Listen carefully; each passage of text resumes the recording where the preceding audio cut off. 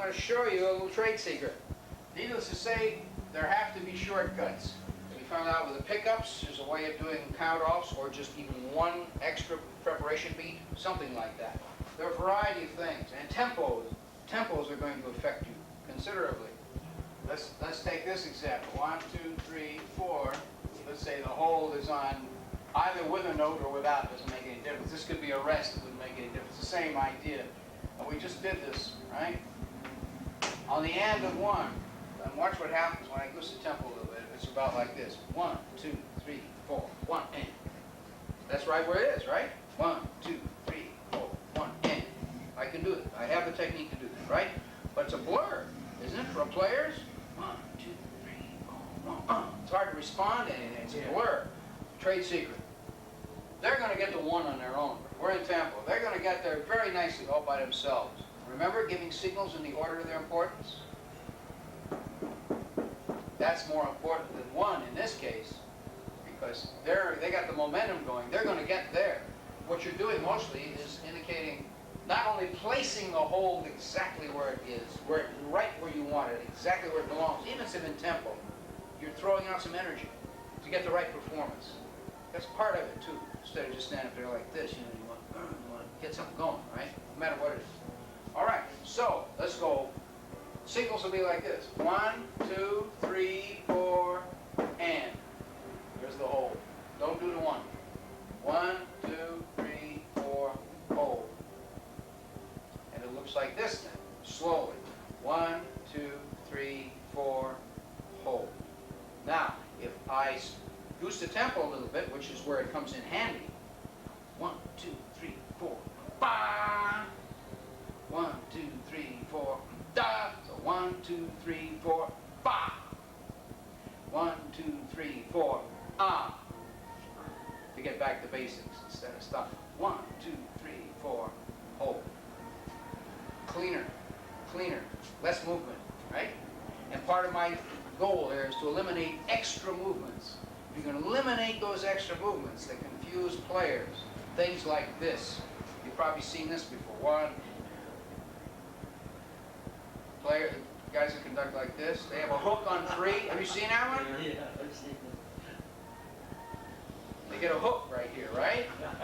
My objection to that one, most of the time, not in all cases, if you really timed it and clocked it, 4th beat is late. The 4th beat is late. 1, 2, 3, 4. 1, 2, 3, 4. 1, 2, 3, 4. You have to use more muscles to do that and to catch up. If I can get by with doing this, just that, or just one of my favorite ways of cueing is this. I love to cue that way.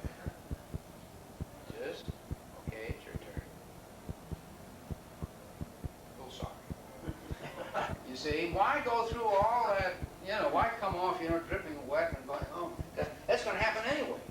You get about a 3.5-minute ballad, rubato, and your arm's going to turn to lead. And if you could imagine a symphony conductor, one time somebody figured out, just out of curiosity, his arms were boiling something like 3,000 times in one concert. 3,000! Well, of course, now the doctors say that's why symphony conductors live to such ripe old ages, because they get all that cardiovascular exercise. They're going like this, their whole upper bodies. You do that about 3,000 times. And if you're going to do Mahler, or something like that, you're going to do 90 minutes, wall-to-wall music, 90, 9-0, count them, non-stop. So, as I say, why put yourself through any more than you have to? So that's why I say, if you just believe me, there's nothing wrong with just being clear and can be just squeaky clean. Every signal is right on the button, boom, boom. Nothing wrong with it. Players love it. They just sit back and relax and play. And that's the name of the game. If this were going, once again, let's say the tempo were going fast enough that you would be conducting this in 2. That would be a perfect example. There'd be a damn good chance that this wouldn't be like this, though. If that were fast enough to be in 2, you'd put that sucker right on 2 like this.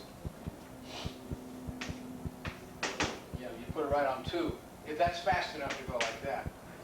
Same thing applies. 1, 2, 3, 4, 1, 2, 3, 4, 1, 2, 3, 4, 1, 2, 3, 4, ba! You know, you want to, I did 1, 2, hold. Don't do 1. 1, 2, 3, 4, 1, 2, 1, 2, hold. 1, 2, 3, 4, 1, 2, 3, 4, 1, 2, 3, 4, 1, 2, 3, 4, ba! I have to think about it. I had to think, start thinking music to make it work. So 1, 2, 3, 4, 1, hold. Ding, ding, ding, ding, ding, hold. 1, 2, 3, 4, ba! Which is correct. 1, 2, 3, 4, ba! I can do that. Then that becomes a blur. So I go 1, 2, 3, 4, 1, ba! It's cleaner. But I strongly suggest learn how to do it the hard way. If you can do this, 1, 2, 3, 4, ba!